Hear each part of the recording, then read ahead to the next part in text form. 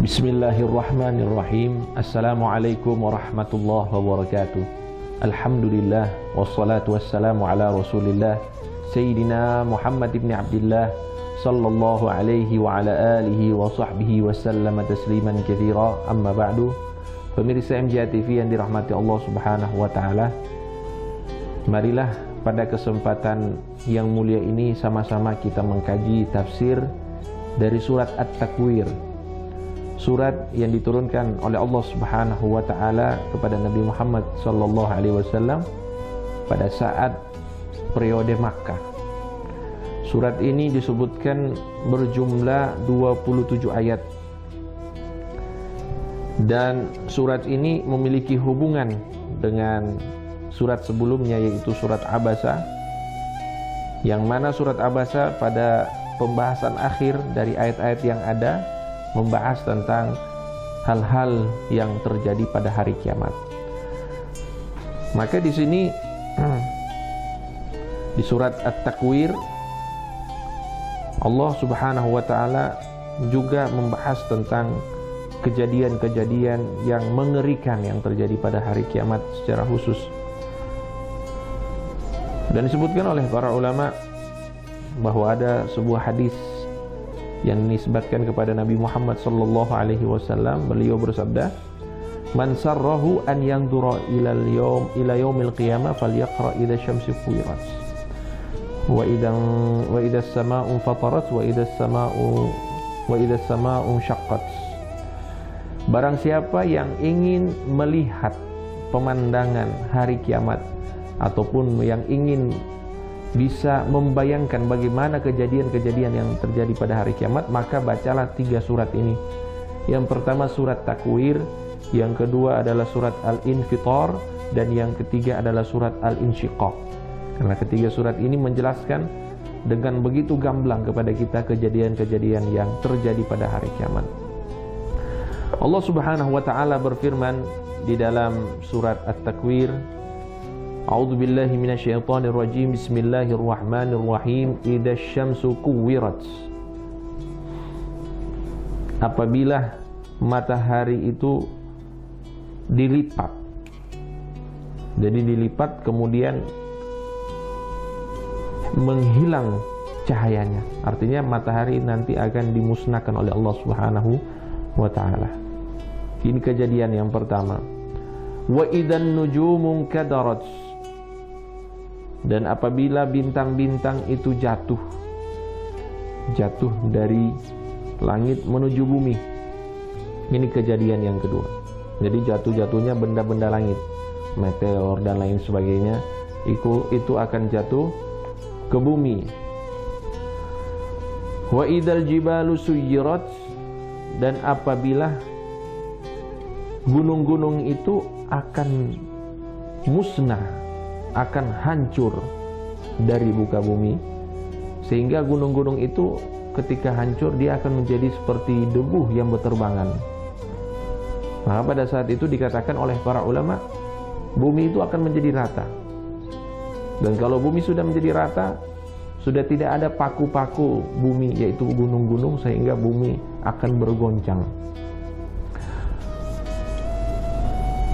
Jadi gunung-gunung itu akan dihancurkan oleh Allah Subhanahu wa taala. Wa idzal isyaru uttilat.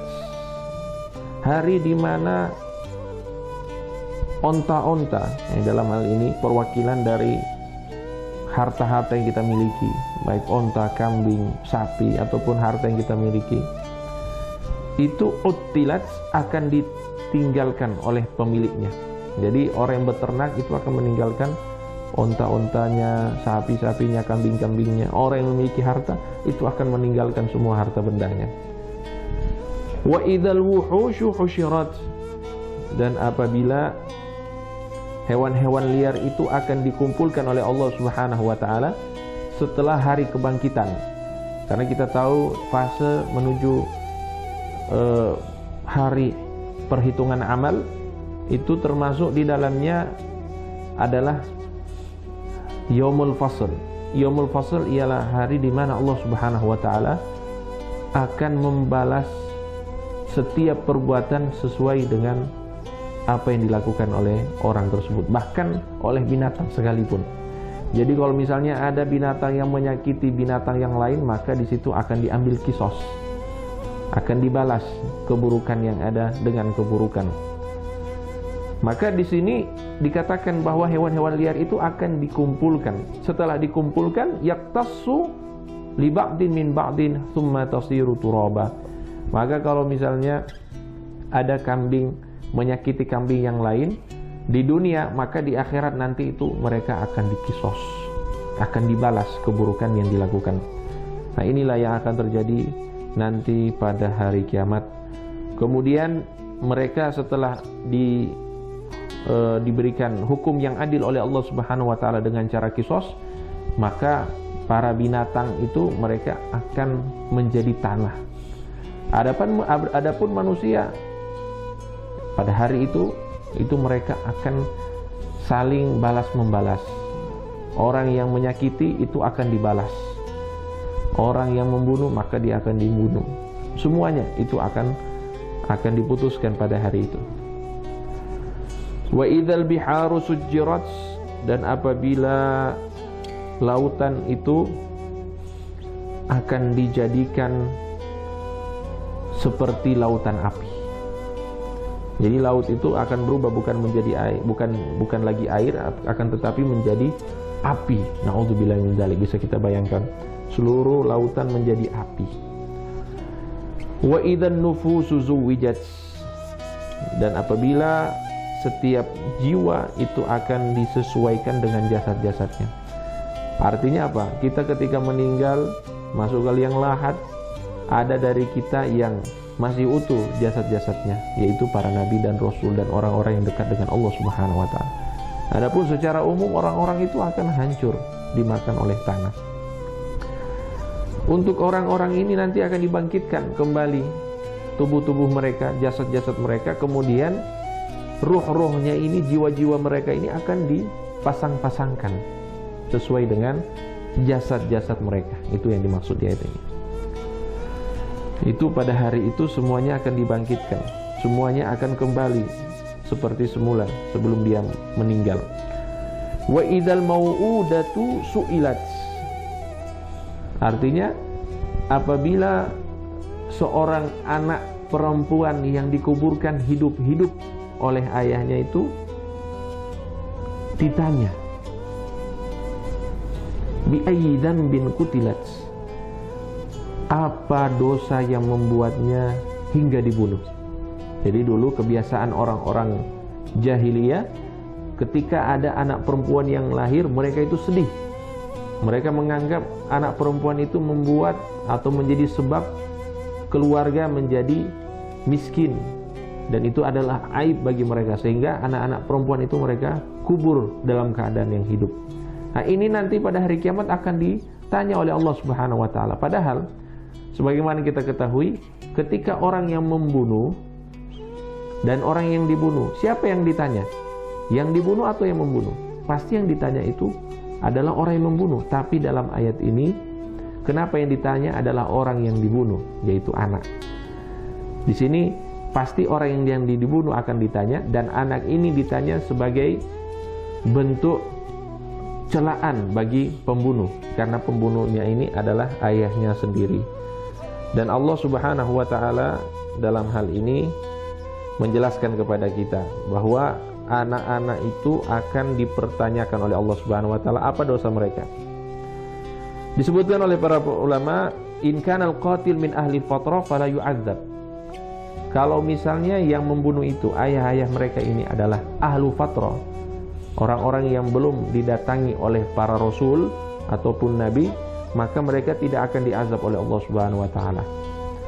Nah, berdasarkan ayat Al-Qur'an, wa ma kunna mu'adzibina hatta nab'atha rasula. Kami tidak mungkin mengazab suatu kaum sampai kami mengirimkan atau mengutus rasul. Wa inna ma yurdillahu al-maqtulah bi ihsanihi. Jadi orang yang dibunuh ini, misalnya anak yang dibunuh ini, itu akan dibuat ridho oleh Allah Subhanahu wa taala, dia dibunuh. Artinya dia nanti tidak menuntut ayahnya yang membunuh dirinya, kalau dia termasuk ahlu fatrah. Tapi kalau misalnya dia sudah sampai dakwah kepadanya, sudah tahu dalam ajaran Islam tidak boleh membunuh anak, maka dia ini atimun, dia berdosa, yu'adzabu 'alal qatli, dia akan diazab oleh Allah Subhanahu wa taala sebab pembunuhan yang dia lakukan. Illam yaghfir lahullah, apabila Allah Subhanahu wa taala belum mengampuninya. Tapi kalau sudah diampuni oleh Allah, maka insyaallah dia tidak diazab oleh Allah Subhanahu wa taala. Pemirsa MJ TV rahimakumullah, kemudian dijelaskan lagi, wa idza suhufu nusyirat, pada hari itu suhuf, yaitu catatan-catatan amal, nusyirat, akan dibuka, akan dibagi kepada kita. Jadi akan diperlihatkan kepada kita setelah kita balik sampai kita meninggal, amal apa saja yang kita lakukan, amal buruk, amal baik, itu akan dibuka oleh Allah Subhanahu wa ta'ala, sehingga tidak ada yang tersembunyi pada hari itu. Wa idas sama'u kushitat, dan pada hari itu langit itu akan dikupas, jadi akan hancur, akan retak, sebagaimana disebutkan di dalam ayat-ayat lain. Kalau di sini disebutkan kushitat, kushitat itu seperti dikuliti, ya, langit itu seperti dikupas. Nah, sebagaimana kulit hewan itu, misalnya kita motong kambing, kambing itu kita kuliti, maka akan seperti itu langit, akan terbuka seluruh isi langit, akan bisa dipandang yang ada di balik langit. Wa idzal jahimu su'irat, dan pada saat itu api neraka itu menyala-nyala. Api neraka itu menyala-nyala pada saat itu. Na'udzubillahi min dzalik. Jadi dikatakan dalam sebuah hadis bahwa neraka itu terbuat dari batu dan manusia. Jadi manusia yang masuk di dalamnya itu akan menjadi bahan bakar neraka. Na'udzubillahi min dzalik. Semoga kita bukan termasuk para penghuni neraka. Na'udzubillahi min dzalik. Wa idzal jannatu uzlifat, dan apabila surga itu didekatkan kepada siapa? Qarubat li ahliha liyadkhuluha, dekat dengan orang-orang yang bertakwa kepada Allah Subhanahu wa taala. Jadi neraka disiapkan untuk orang-orang yang tidak mau taat kepada Allah, dan surga didekatkan kepada orang-orang yang bertakwa kepada Allah Subhanahu wa taala.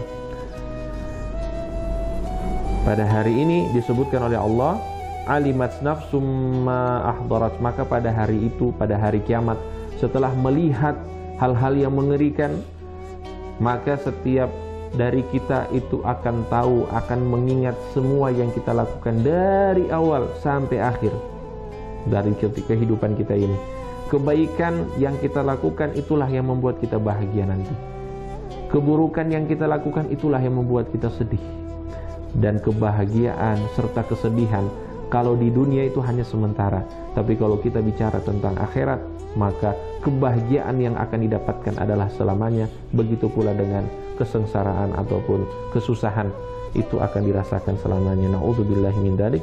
Mudah-mudahan kita termasuk para penghuni surganya Allah Subhanahu wa taala, dan kita dijauhkan dari siksa api neraka. Wallahu taala alam. Sallallahu ala sayyidina Muhammadin wa ala alihi wa sahbihi wasallam. Walhamdulillahi rabbil alamin.